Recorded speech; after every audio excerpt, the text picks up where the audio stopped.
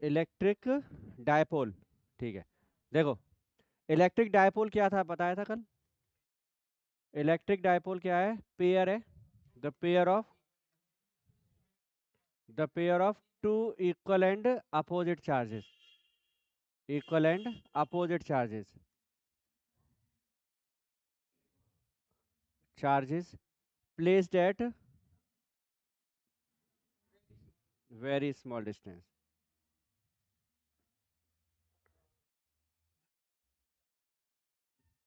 तो ये बन गया डायपोल। अब इसमें क्या है, हम ऐसे देखेंगे, एक हम डायपोल का नेम दे दिया, जैसे सपोज ए बी डायपोल है। चार्जेस क्या होंगे, एक माइनस क्यू और एक प्लस क्यू, दोनों के बीच में डिस्टेंस हम लेके चलते हैं 2l, तो ये डायपोल तैयार हो गया। ठीक है, तो डायपोल हो गया। दूसरा एक वर्ड और याद करना था, वो था इलेक्ट्रिक डायपोल मोमेंट।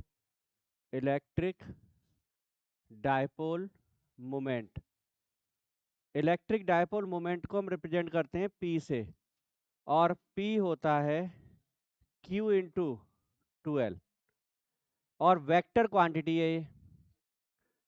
कोई भी एक चार्ज और चार्जेस के बीच का जो डिस्प्लेसमेंट होगा, उन दोनों का प्रोडक्ट होगा डायपोल मोमेंट। तो ये तो डेफिनेशन में कुछ है ही नहीं, सीधे सीधे चार्ज और डिस्टेंस या डिस्प्लेसमेंट का प्रोडक्ट किसके इक्वल होगा, डायपोल मोमेंट के। डायरेक्शन कहाँ होगी इसकी, हाँ डायरेक्शन होनी चाहिए डिस्प्लेसमेंट की डायरेक्शन में, और वो होगी माइनस क्यू चार्ज से प्लस क्यू चार्ज की तरफ, इस तरह से, negative to positive dipole moment की डायरेक्शन। और इसकी यूनिट क्या होगी, एसआई यूनिट। एसआई यूनिट होगी, चार्ज की यूनिट क्या है, कूलाम, और लेंथ कूलाम इंटू मीटर, इसकी यूनिट हो जाएगी। तो डायरेक्शन मिल गई और यूनिट, और डेफिनेशन तो सिंपल सी है ही, डायपोल का कोई भी एक चार्ज, क्योंकि दोनों चार्ज इक्वल है, और उन दोनों के बीच की डिस्प्लेसमेंट का प्रोडक्ट किसके इक्वल होगा, डायपोल मोमेंट। तो वेक्टर क्वांटिटी है ये। इसके बाद अब हमें इलेक्ट्रिक डायपोल जो है उसके लिए इलेक्ट्रिक फील्ड कैलकुलेट करना है। Electric field due to, electric field due to electric dipole. तो डायपोल से हमें क्या चाहिए, फील्ड चाहिए, कितना फील्ड होगा। तो उसके दो डेरिवेशन है, एक है एट एक्सियल लाइन, एक हम कैलकुलेट करेंगे एक्सियल लाइन पर। एक्सियल लाइन होती क्या है, the line joining two charges of dipole, दो ही चार्ज है उसके पास ऑफ डायपोल, इसको हम बोलते हैं एक्सियल लाइन। तो एक्सियल लाइन क्या दिखाई देगी, वो हमें इस तरह से दिखाई देगी, माइनस क्यू चार्ज और प्लस क्यू, दोनों को ज्वाइन कर दिया। तो ये जो लाइन है, ये कैसे भी सोच लो इस लाइन को, तो ये हमारी यहाँ पर ये जो लाइन बनती जाएगी, ये क्या होगी, इसकी एक्सियल लाइन। तो इस एक्सियल लाइन पर अब हमें फील्ड चाहिए, किस पर चाहिए, एक्सियल लाइन पर। एक्सियल लाइन पर फील्ड कैसे निकालेंगे, उसका फिगर समझो, मेन फिगर है, फिगर हो जाएगा तो फिर कोई डेरिवेशन प्रॉब्लम नहीं आएगी। हमने क्या किया, एक डायपोल ले लेते हैं, माइनस क्यू चार्ज और प्लस क्यू, नेम मेंशन कर देते हैं इसका ए बी, मिड पॉइंट और ले लो इसका ओ। तो ये तो डायपोल हो गया हमारे पास में। अब इस डायपोल के लिए हम क्या कर रहे हैं, इसकी मिड पॉइंट से आर डिस्टेंस पर एक पॉइंट ले लेते हैं, कहां पर, एक्सियल लाइन पर। तो एक्सियल लाइन बन गई, पी पॉइंट कहां पर रखा हुआ है, मिड पॉइंट से, और जिस पॉइंट पर फील्ड चाहिए वहां तक की डिस्टेंस हो गई आर। टोटल डिस्टेंस या डिस्प्लेसमेंट या कहो दोनों के बीच में डिस्टेंस कितनी थी, तो फिर ये एल और एल हो जाएगी ये। तो अगर हम यहां से जाएंगे,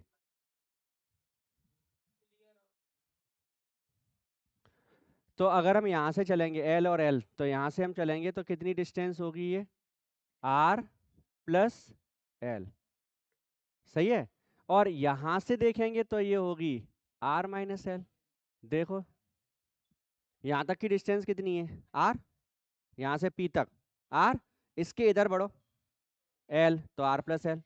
और अगर हमें यहां से आगे चाहिए तो इतना माइनस कर दो, तो माइनस करके कितना आ जाएगा, आर माइनस एल आ जाएगा। अब इलेक्ट्रिक फील्ड चाहिए, इलेक्ट्रिक फील्ड की डायरेक्शन पता ही है सबको? इलेक्ट्रिक फील्ड की डायरेक्शन बताओ। नेगेटिव और पॉजिटिव के लिए बताई थी। पॉजिटिव टू पॉइंट और पॉइंट टू नेगेटिव। तो पॉइंट ये है, नेगेटिव चार्ज है, तो पहले इसके लिए अगर हम बोलेंगे तो पॉइंट टू नेगेटिव ये डायरेक्शन होगी, और इसे हम बोलेंगे ई ए, पॉइंट टू नेगेटिव। और पॉजिटिव के लिए चलो, पॉजिटिव टू उधर चले जाओ, तो पॉजिटिव टू पॉइंट, अब ये डायरेक्शन आएगी इसकी, और उसको हम बोलेंगे ई। बस अगर ये फिगर बन गया तो डेरिवेशन कुछ नहीं है फिर, क्योंकि बस हम सिंपली ई के फॉर्मूला लगा के ई ए और ई बी निकालेंगे। डायरेक्शन कैसी है? अपोजिट, तो क्या करेंगे? माइनस, आंसर आ जाएगा। समझ में आ गया डेरिवेशन? एक्सियल लाइन क्या होती है वो पता लग गई, दोनों चार्जेस को ज्वाइन करने वाली लाइन। अब तुम्हारी मर्जी है, तुम उधर की तरफ फील्ड निकाल लो चाहे इधर निकाल लो, उससे कोई फर्क नहीं पड़ेगा। फिर करना क्या होगा, मैं जब हम पॉइंट रख लेंगे पी पॉइंट कहीं भी एक्सियल लाइन पर, मिड पॉइंट से डिस्टेंस नोट कर लेंगे आर, तो हमें ए से यानी कि माइनस क्यू चार्ज से भी डिस्टेंस मिल जाएगी और प्लस क्यू से मिल जाएगी। फिर क्या करना है, ई ए और ई बी कैलकुलेट करनी है, तो पहले वही निकालते हैं, ई ए और ई बी। तो हम निकालेंगे electric field,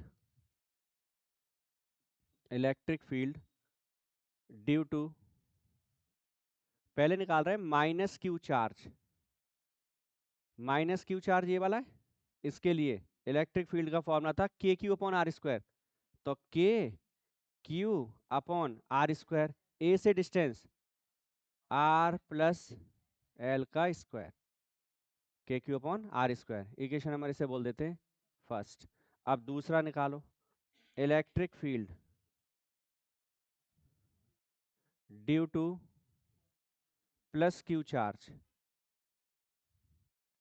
plus Q charge के लिए इसे क्या बोलेंगे, ई ए। अब हम क्या लिखेंगे, ई बी, और ये होगा के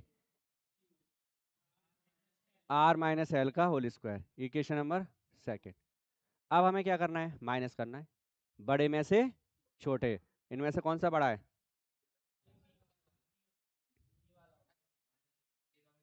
यही बड़ा है। न्यूमरेटर तो दोनों का सेम है, दोनों में के क्यू आ रहा है, तो डिनोमिनेटर देख लो, जिसका डिनोमिनेटर बड़ा होगा वो वैल्यू छोटी होगी, तो ये बड़ा है, तो ये वैल्यू कैसी आएगी, छोटी। ये छोटा है तो वैल्यू बड़ी आएगी, तो सिंपल हम माइनस करेंगे बस। तो हम बोलेंगे total electric field, total electric field कहाँ पर, एट पॉइंट पी, या एट एक्सियल पॉइंट लिख देंगे। तो इसे हम बोलेंगे ई इज इक्वल टू, कौन सा बड़ा था, ई बी, तो E B minus E A. E B की वैल्यू आई थी K Q upon R minus L का whole square, minus K Q upon R plus L का होल स्क्वायर। सिंपल मैथ है, इसमें कुछ नहीं है। अब आगे के क्यू कॉमन, एलसीएम ले ले एक बार में, क्या होगा, आर माइनस एल का होल स्क्वायर और आर प्लस, भाई दोनों अलग अलग ही है तो उनका एलसीएम क्या है, यही आएगा, इसका यहाँ मल्टीप्लाई हो जाएगा, वन अपॉन में ही तो है, और इसका, तो यहाँ पर ऊपर आएगा आर प्लस एल का होल स्क्वायर माइनस ए प्लस बी का होल स्क्वायर, ए माइनस बी का होल स्क्वायर तो आता ही होगा सबको, के क्यू, नीचे जो है उसे हम लिख देते हैं R square minus L square का, कैसे, ये A plus B A minus B है, तो ए स्क्वायर माइनस, और दोनों पे स्क्वायर है तो वो स्क्वायर इसलिए लगा हुआ है, तो नीचे ए प्लस बी और ए माइनस बी के लगा दिया। अब इसका स्क्वायर भी ओपन करो, इसका स्क्वायर भी ओपन करना है, तो इसका कर देते हैं पहले, R square plus L square plus two R L minus R square, bracket तो लगाना पड़ेगा क्योंकि माइनस का साइन लगा हुआ था इसलिए। अब उस माइनस को अंदर ले जाओ, तो sign change, K cube bracket R square plus L square plus plus two R L, और अपॉन में क्या चल रहा है, R square minus L square का, तो ये हो गया के क्यू ब्रैकेट, कुछ कैंसिल हो रहा है, क्या क्या गया इसमें से, आर स्क्वायर से, और बस ऊपर क्या बच रहा है, फोर आर और अपॉन में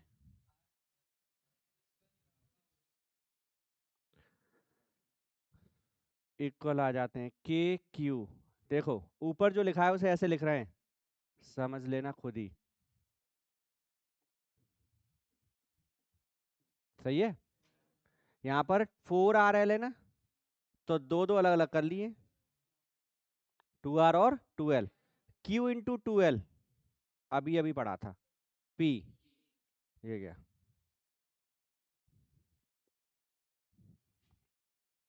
Q इंटू 2L क्या है, P। इसीलिए उसे चेंज किया हमने, Q इंटू 2L को क्या लिख देंगे, P इसको। तो ये हमारे पास आएगा K P 2R upon R² minus L² का होल स्क्वायर। इसी को हम बोल देते हैं कि ये हमारे पास ई एक्सियल आ गया है। ई एक्सियल इज इक्वल टू के 2PR upon R² minus L² का होल स्क्वायर। यही लिखा था, देख लो। के 2PR है, 2PR और नीचे R² माइनस L²। ये मेन फॉर्मूला हमारे पास आ गया। ठीक है। इसमें क्या है, एक चीज हमने डेफिनेशन पढ़ी डायपोल की, तो डायपोल में लिख रहे थे कि जो डिस्टेंस है दोनों चार्जेस के बीच में वो कैसी है, और डिस्टेंस जो आर है वो तो कुछ भी हो सकती है। तो आर जब कुछ भी हो सकती है तो सोचना, एक डेफिनेशन में भी जब चल रहे थे तो ये आ रहा था कि भाई एटम के स्ट्रक्चर की बात कर रहे थे हम। तो इसका मतलब हुआ एल जो होगा वो कुछ नहीं होगा, तो माइनस में 15 चल रही थी, -10 होगी। और अगर हम सेंटीमीटर भी लें आर को, तो ये कहाँ चलेंगे, -2 में। मिलीमीटर लेंगे तो -3, और वो माइनस में 10। तो इसका मतलब क्या हुआ, एल की वैल्यू बहुत छोटी, as L is very small with respect to R. R के रेस्पेक्ट क्या है, ये एल की वैल्यू बहुत छोटी है। So neglecting neglecting L² with respect to R²।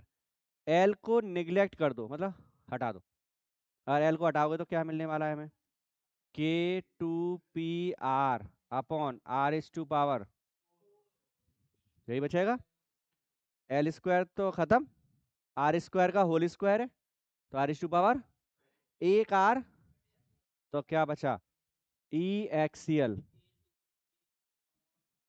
K2P upon R⁴। या फिर ऐसे नहीं तो ऐसे लिख लो,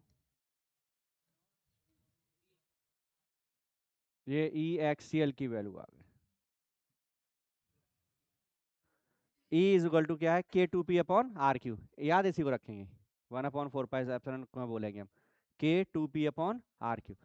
अब देखना इलेक्ट्रिक फील्ड जो है वो, इलेक्ट्रिक फील्ड जब था तो उसमें आया था formula E is equal to KQ upon R²। और यहाँ पर इलेक्ट्रिक फील्ड में क्या आ रहा है, तो डायमेंशन सही है। क्यों सही है, इसमें R², इसमें डायमेंशन नीचे R² आ रहा है, इलेक्ट्रिक फील्ड में RQ आ रहा है, तो डायमेंशन तो चेंज नहीं हो गई है। ऊपर P है, P में Q इंटू 2L है, तो Q इंटू 2L का मतलब एक डिस्टेंस ऊपर है, वो डिस्टेंस से डिस्टेंस, तो वो चार्ज बचेगा और नीचे R² बचेगा, तो कोई चेंज नहीं है। फिगर को देखते हैं जरा। इस फिगर में देखना किस में से माइनस किया था तुमने, EB में से। कैलकुलेट करने के लिए क्या किया था, EB में से EA को माइनस किया। तो याद करो वेक्टर्स में हमने पढ़ा था कि जब हम बड़े में से छोटा माइनस करते हैं तो रिजल्टेंट कहाँ होता है, बड़े की डायरेक्शन में। रिजल्टेंट कहाँ होता है, तो इसका मतलब क्या हुआ, जो रिजल्टेंट फील्ड आएगा वो यहाँ होगा इस डायरेक्शन में। EB बड़ा है तो रिजल्टेंट कहाँ होगा, EB की डायरेक्शन में। EB कहाँ पर है वो देखो, EB कहाँ है, EB है, हम बोल देते हैं कि P की डायरेक्शन में। -Q से +Q था डायपोल मोमेंट की डायरेक्शन, -Q से +Q है डायपोल मोमेंट की डायरेक्शन, तो वो हमने बना दी। और फील्ड की डायरेक्शन आ रही है कि EB में से EA को माइनस कर रहे हैं, तो माइनस करेंगे तो रिजल्टेंट वही आएगा। तो इलेक्ट्रिक फील्ड और डायपोल मोमेंट की डायरेक्शन कैसी है, सेम। तो इसे हम वेक्टर फॉर्म में रिप्रेजेंट करते समय लिखेंगे इन वेक्टर फॉर्म। वेक्टर फॉर्म में चलते हैं। ई वेक्टर किसके लिए? एक्सीएल के लिए। ये होगा K2P वेक्टर अपॉन, सीधा सीधा P की जो डायरेक्शन है वही E की डायरेक्शन है। तो मतलब कुछ करना नहीं है, मैं सीधे सीधे वेक्टर के लिए यूज कर सकते हैं हम डायरेक्ट। समझ गए से? तो इसमें कुछ नहीं है, ये अभी नहीं आगे आएगा जब देखेंगे अपोजिट क्या हो रहा था। तो प्रोसीजर समझ लो, प्रोसीजर सिंपल सा है, फिगर अगर तुमने बना लिया तो सब कुछ हो जाएगा। मेन फिगर है, ठीक है। और फिगर एकदम सिंपल सा है, एक्सियल लाइन पे पॉइंट P ले लो, सेंटर से डिस्टेंस R, फिर माइनस क्यू और प्लस क्यू से डिस्टेंस निकालो, दोनों फील्ड निकालो, माइनस कर दो। इतना ही तो डेरिवेशन है केवल। बाद में जाके क्या करेंगे हम, एल स्क्वायर को आर स्क्वायर के रेस्पेक्ट निगलेक्ट कर देंगे, बस। क्लियर? अब दूसरा था इसका डेरिवेशन, वो है एट इक्वेटोरियल लाइन। सेकंड, अच्छा, इक्वेटोरियल लाइन। इक्वेटोरियल लाइन क्या है? हाँ, इक्वेटोरियल लाइन है line perpendicular to axial line. Axial line passing, कहाँ से पास हो रही है? Passing through mid point, mid point of dipole, of dipole. इसका डेरिवेशन भी जैसे अभी किया है वैसे ही है, बस रिजल्टेंट निकालते समय थोड़ा सा काम बढ़ता है बस, बाकी प्रोसीजर सेम रहेगा, प्रोसीजर चेंज नहीं है। तो डायरेक्ट फिगर से समझते हैं इसे। हमने क्या किया, ये डायपोल बना लिया, माइनस क्यू और इधर डायपोल बन गया। इसका मिड पॉइंट, इसका नेम मेंशन कर देते हैं ए बी, डिस्टेंस हमें पता ही है 2L, और मिड पॉइंट है इसका O। यहाँ तक कुछ नहीं है, डायपोल बनाया सिंपल अभी हमने। अब क्या करना है, एक इक्वेटोरियल चाहिए, एक्सियल लाइन यही है, इक्वेटोरियल कहाँ होगी? परपेंडिकुलर, कहाँ से पास होगी? मिड पॉइंट से। मिड पॉइंट से पास कर देते हैं इसे, ये लाइन बना दी, और यहाँ आ गए हम P पॉइंट पर। अब डायरेक्शन कहाँ कैसे पता लगाते हैं हम पॉजिटिव और नेगेटिव के लिए? Point two negative, point two negative, ये कौन है? ई ए, और पॉजिटिव टू पॉइंट, तो ये हो गई ई बी। ई ए और ई बी आ गई हमारे पास, डायरेक्शन आ गई दोनों, वही पुराना चल रहा है। पॉजिटिव के लिए था पॉजिटिव टू पॉइंट, और नेगेटिव के लिए था पॉइंट टू नेगेटिव, दो इलेक्ट्रिक फील्ड की डायरेक्शन आ गई। अब इन दोनों का रिजल्टेंट इनके बीच में होगा, तो रिजल्टेंट निकालने के लिए क्या चाहिए होगा तुम्हें? एंगल, एंगल चाहिए। अब इस फिगर को देखते हैं पहले। सपोज अगर हम ये कंसीडर करके चल रहे हैं कि इसकी डिस्टेंस है आर, ओ पॉइंट से पी पॉइंट तक की, अभी भी हमने यही डिस्टेंस ली थी, ओ से पी तक की आर। अब हमें चाहिए होगा जब इलेक्ट्रिक फील्ड निकालेंगे हम, तब इलेक्ट्रिक फील्ड लिख रहा हूं मैं पहले, electric field, electric field due to minus Q charge, electric field due to minus Q charge. तो माइनस क्यू चार्ज के लिए फील्ड क्या होगा? E A is equal to K Q upon A P का स्क्वायर, आर स्क्वायर होगा, K Q upon R square. R क्या है? उस चार्ज से पॉइंट तक की डिस्टेंस। तो माइनस क्यू कहाँ पर रखा है? ए पर, पॉइंट कहाँ पर है? पी पर। तो ए पी चाहिए, ए पी चाहिए, तो ए पी इस फिगर से निकाल, क्या होगा बोलो? ये ए पी यहाँ पर लिख देते हैं, ए पी की जो वैल्यू होगी, आर स्क्वायर छोड़ो, यहाँ पे लिख देते हैं ए पी और बी पी इक्वल होगा क्या? देखो पहले तो, ये डिस्टेंस और ये इक्वल होगी, क्योंकि ये आर, ये एल, ये भी एल। तो पाइथागोरस इसमें लगाओगे तो ये भी आएगा अंडर रूट में कितना? R square plus L square, और ये वैल्यू भी R square plus L square. तो ये दोनों वैल्यूज कैसी हैं? सेम, इक्वल आ गई। एक और बात पढ़ी है, कोई एक ट्राइंगल हो और अगर उसकी दो साइड्स इक्वल हो, तो उसके सामने का जो एंगल है वो भी इक्वल होता है। तो ये साइड और ये साइड इक्वल है, इसका मतलब हुआ इसके सामने का एंगल ये, और इसके सामने का एंगल ये दोनों आपस में कैसे होंगे, इक्वल। सपोज कुछ भी कंसिडर कर लो, थीटा, ये एंगल भी थीटा, ये एंगल भी थीटा, थीटा एंगल कंसिडर कर लिया। यहाँ पर हम क्या कर रहे हैं, एक लाइन पैरेलल ड्रॉ कर रहे हैं इसके ए बी के पैरेलल, ये जो लाइन डॉटेड में। अब जरा देखना, ये एंगल थीटा है तो ये एंगल भी थीटा होगा। कैसे, कि ये दो पैरेलल लाइंस हैं, ये लाइन इंटरसेक्ट करेगी तो ये दोनों एंगल इक्वल होते हैं। यही बन रहे हैं, देखो बन रहा है क्लियर। एक ये लाइन देखो और एक ये देखो नीचे, इसे ये इंटरसेक्ट कर रही है, तो ये वाला एंगल और ये वाला एंगल आपस में इक्वल होगा। ये एंगल बन गया और ये एंगल बन, सही है।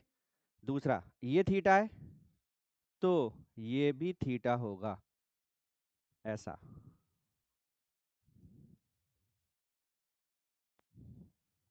ऐसा होता है, ये एंगल और ये एंगल आपस में इक्वल होते हैं, तो ये एक एंगल ये बना और एक एंगल यहाँ बन गया, थीटा बन गया हमारे पास में। तो यहाँ से यहाँ तक टोटल कितना बन गया, 2 थीटा। वो रिजल्टेंट में हम यूज करेंगे। एंगल चाहिए था, वो हमारा काम हो गया। एंगल समझ में आ गया। ये थीटा है तो ये थीटा होगा, क्या बोलते हैं इसे, करस्पॉन्डिंग एंगल। और ये दोनों एंगल भी इक्वल हो रहे हैं, ठीक है। अब वैल्यू निकाल लेते हैं इसकी।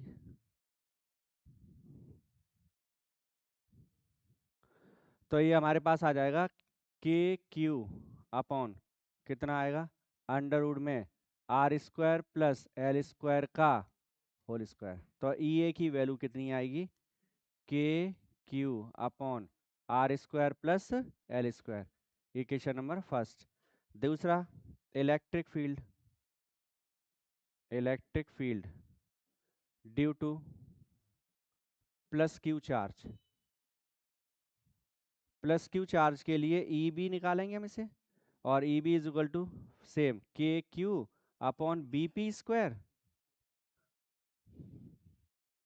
प्लस क्यू यही रखा है यहाँ से पी तक बीपी, और बीपी भी यही है, कितना, अंडर रूट में आर स्क्वायर पे K Q upon R square plus L square का अंडर रूट का whole square.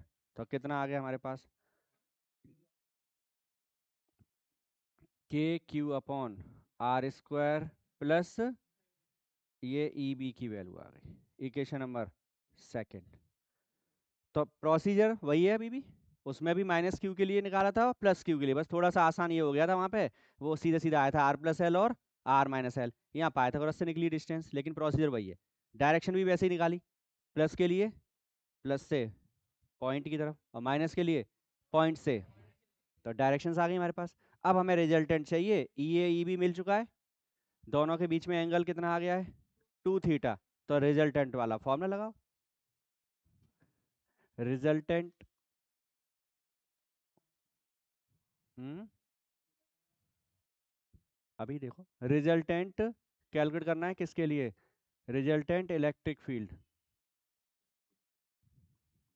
Resultant electric field E is equal to under root में E A square plus E B square plus 2 EA EB और cos theta, और theta कितना है, 2 theta, theta angle यहाँ पर 2 theta है तो वो 2 थीटा लिखेंगे हम। इक्वेशन फर्स्ट और सेकंड जो थी अभी, उन दोनों से चीज क्लियर है कि ये दोनों वैल्यू सेम है, ये भी वही आया है और ई भी वही है, सेम वैल्यूज हैं। सेम वैल्यूज का मतलब हो गया कि हम एक ही चीज लिख देना, दो क्यों लिख रहे हैं हम, ई A square plus E A square plus 2 EA square, ये भी मल्टीप्लाई हो गया, और इनटू कॉस 2 थीटा, ये ऐड कर लो, 2 EA स्क्वायर, 2 EA स्क्वायर, और जो लिखा है उसे लिखा रहने दो, कॉस 2 थीटा। कॉमन आ जाएगा क्या, 2 EA square common, 1 plus cos 2 theta, maths वाले बच्चे बताओ, 1 प्लस कॉस 2 थीटा, या फिर कॉस 2 थीटा किसके इक्वल होता है, एक फॉर्मूला ये होता है कॉस स्क्वायर थीटा माइनस, और एक कहता होता है 2 cos स्क्वायर थीटा। तो cos 2 थीटा प्लस किसके इक्वल होगा? 1 प्लस कॉस 2 थीटा किसके इक्वल होगा? 2 कॉस स्क्वायर थीटा के। 10th का ट्रिग्नोमेट्री है, मैथ्स वाले तो बोल देता हूँ वैसे ही। नहीं था? 11th में मैंने ही पढ़ाया था। हाँ, ट्रिग्नोमेट्री के स्टार्टिंग के फॉर्मूला मैंने सब लिखाए हैं। 2a² तो है ही। 1 प्लस कॉस 2 थीटा को क्या लिखोगे? 2 कॉस स्क्वायर थीटा।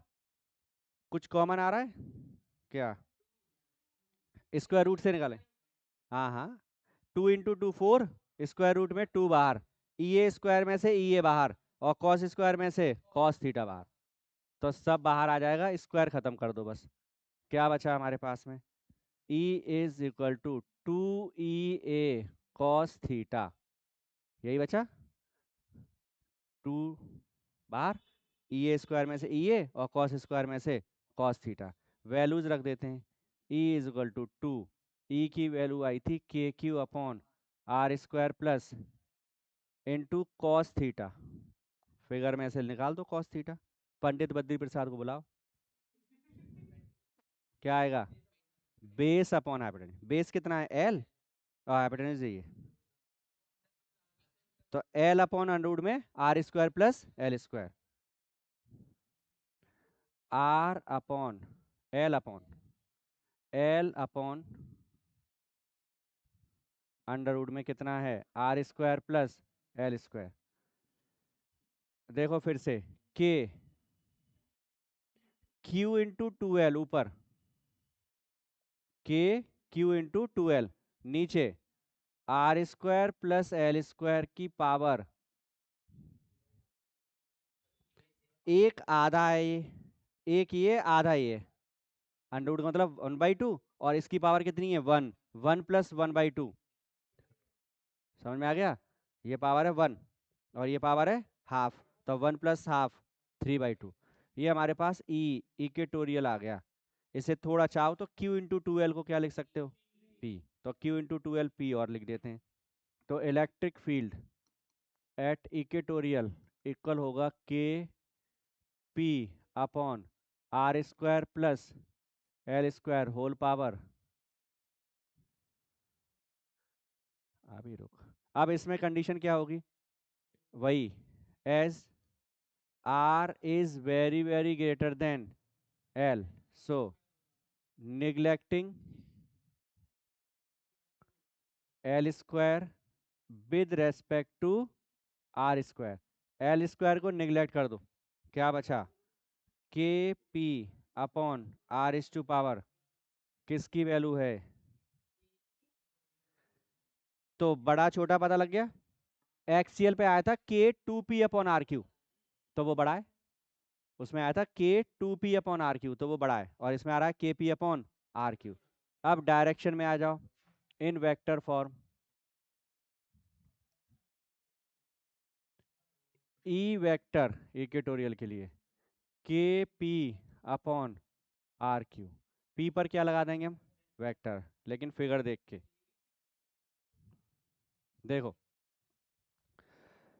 इन दोनों का रिजल्टेंट यहां होगा बीच में, क्योंकि दोनों वैल्यू सेम है, दोनों वैल्यू सेम है और दोनों एंगल भी सेम, तो ठीक बीच में आ गया ये। किसकी वैल्यू? रिजल्टेंट। P कहाँ है? माइनस से, डायरेक्शन कैसी है? अपोजिट। तो अपोजिट करने के लिए क्या करोगे? माइनस लगाएंगे। अब सही है। तो एक्सियल पर डायरेक्शन सेम होगी P और E की, और इक्वेटोरियल पर अपोजिट डायरेक्शन आएगी, तो इसलिए किसका साइन लगेगा? माइनस का साइन लगेगा। तो दो डेरिवेशन है ये, और दोनों एक दो बार करोगे, बहुत सिंपल से हैं। सिंपल से इसलिए क्योंकि उसमें कुछ करना नहीं है तुम्हें, बस एक कंसेप्ट। हाँ, कंसेप्ट बस इतना सा याद रखना है, पहले हमें दोनों के फील्ड निकालने, फिर डायरेक्शन के हिसाब से उसे सॉल्व करना है। इस जो अभी फिगर बनाया था, उस फिगर को एक बार और देखो। एक प्रोसेस और है उसे सॉल्व करने की। जैसे अगर हम यही लेके चल रहे थे -Q और +Q, है ना? मिड पॉइंट कहाँ था इसका? यहाँ से कितनी डिस्टेंस पर थे? R, और ये पॉइंट पी। फिर हमने किया कि भाई .2 नेगेटिव होगा ए और +2 होगा कौन, ई बी। फिर यहाँ पर एक पैरेलल लाइन ड्रॉ की थी, ये एंगल थीटा था, ये भी थीटा हो गया था, इससे ये थीटा हो गया था, और ये तो इतना सारा काम तो सेम किया है। अब देखो कंपोनेंट ब्रेक किए थे कभी, कैसे, कॉस और sign.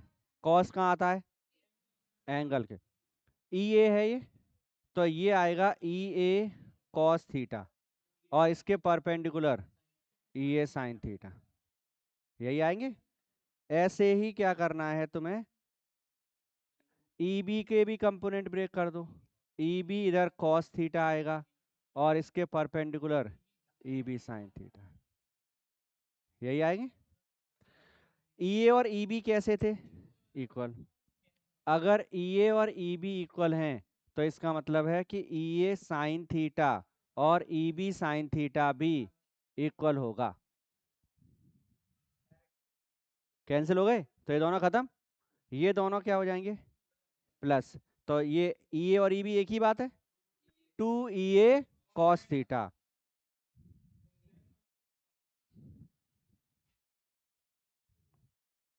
To E A cos theta direct आ सकता है, मतलब हम इसे सॉल्व ही नहीं करें, हम कंपोनेंट ब्रेक करें, और कंपोनेंट ब्रेक करने के बाद वहां पे हम लिख देंगे कि जो इसका साइन कंपोनेंट है वो कैंसिल हो जाएगा और कॉस कंपोनेंट ऐड हो जाएंगे, तो resultant will be this. Direct कर सकते हैं इसे, मतलब कंपोनेंट ब्रेक करके कर सकते हैं, तो ये तुम्हारा ये स्टेप गायब हो जाएगा इसमें से।